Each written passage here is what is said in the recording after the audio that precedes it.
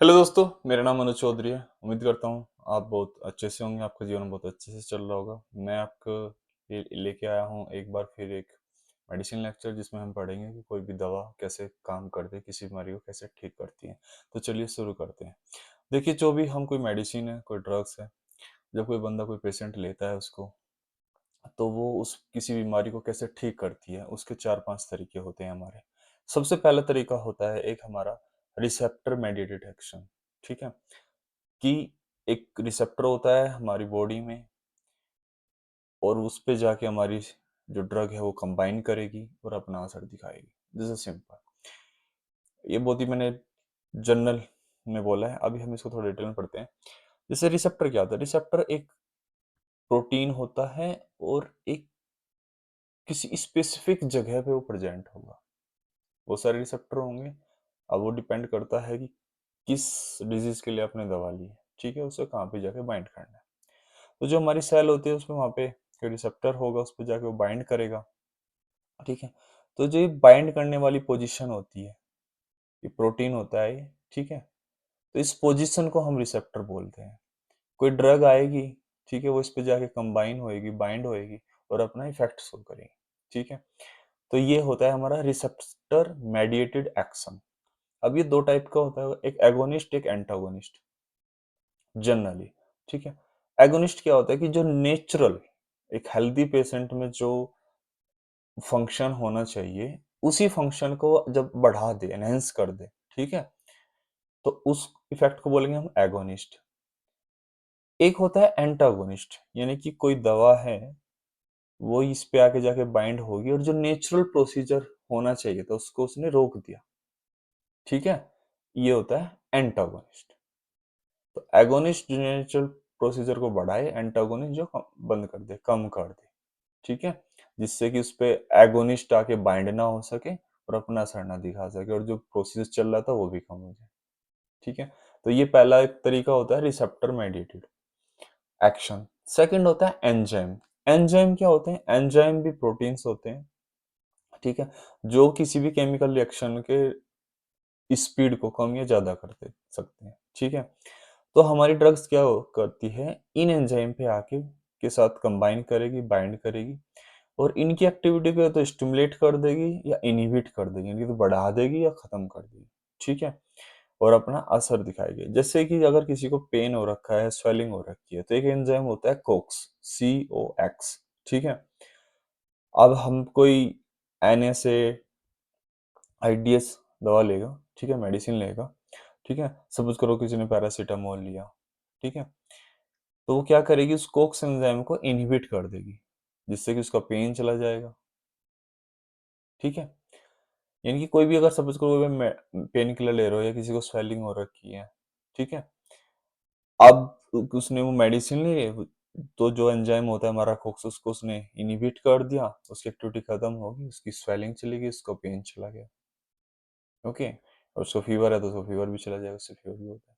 ठीक है? Third procedure होता है हमारा आयन चैनल्स। देखो, जो हमारी ये सेल होती है, ठीक है, अब जो ये सेल होती है, इसकी जो स्ट्रक्चर, ये हमारी, ठीक है, सेल मेम्ब्रेन होती है, इसके थ्रू हमारे आयंस का इन और आउट प्रोसीजर होता है। तो जब कोई ड्रग इस इन और आउट प्रोसीजर को ओपन कर दे या बंद कर दे, ठीक है, एक इसी को बोलते हैं आयन चैनल मेडिएटेड एक्शन। ठीक है? यानी कि तो आयन चैनल को ओपन कर देगी या बंद कर देगी, इससे कि हमारे आयंस ना तो या तो बाहर नहीं जा सकते या अंदर नहीं आ सकते। ठीक है? जैसे हमारे ion sodium, potassium, just like that. ठीक है? एक होता है हमारा ट्रांसपोर्टर। ट्रांसपोर्टर क्या होता है कि जैसे सेल मेम्ब्रेन होती है, यही, तो इसके हमारे हम्म, जो सेल मेम्ब्रेन होती है, इसके थ्रू हमारे डिफरेंट मॉलिक्यूल इन और आउट हो सकते हैं। Okay, let's suppose like that. अब अगर कोई ड्रग इस प्रोसीजर को स्टिमुलेट कर दे या इनहिबिट कर दे, ओके, जैसे कि एग्जांपल होता है सेरोटोनिन। ठीक है, ये एक न्यूरोट्रांसमीटर होता है, ठीक है, जो कि डिप्रेशन में, जब किसी बंदे को डिप्रेशन हो जाता है तो वो कम हो जाता है, ठीक है। तो ये क्या करता है, ट्रांसपोर्टर क्या होते हैं, तो इसका एक प्रोसीजर होता है कि ये जब ये रिलीज होता है और फिर ये दोबारा से इनटेक हो जाता है, रीअपटेक हो जाता है, ठीक है। तो अगर जिस ट्रांसपोर्ट के थ्रू ये वापिस हो रहा है, इसको अगर बंद कर दे, उस क्या होगा, तो सेरोटोनिन का लेवल इंक्रीज ही रहेगा,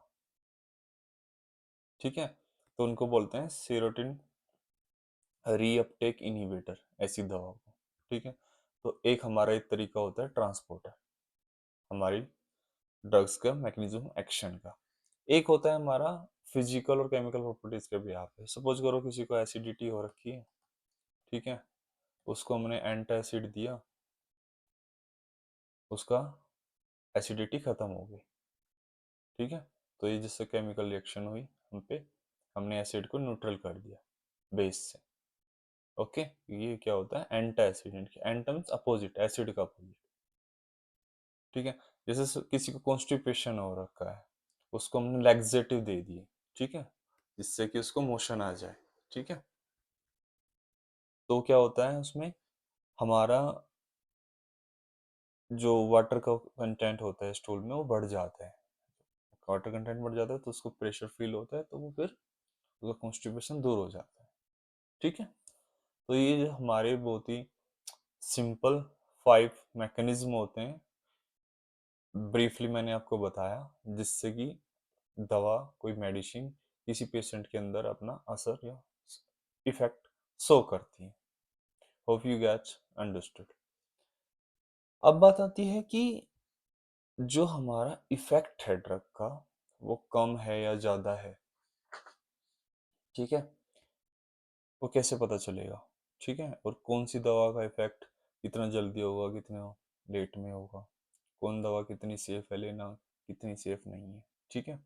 तो आपको ये बात आपको पता ही होगी कि मेडिसिन जो होती है ना, हर एक का इफेक्ट वेरी करता है, कोई आधे घंटे में, कोई इंस्टेंट, कोई 4 घंटे में, कोई 5 घंटे में, ठीक है, उसका असर देखने को हमें मिलता है, ठीक है।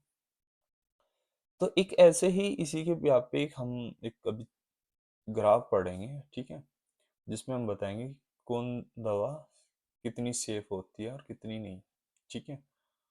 उसकी यानी कि हम कितनी डोज ले रहे हैं वो भी मैटर करती है, किस एज का बंदा ले रहा है वो भी मैटर करती है, ठीक है। तो एक, let I erase it once. Mhm.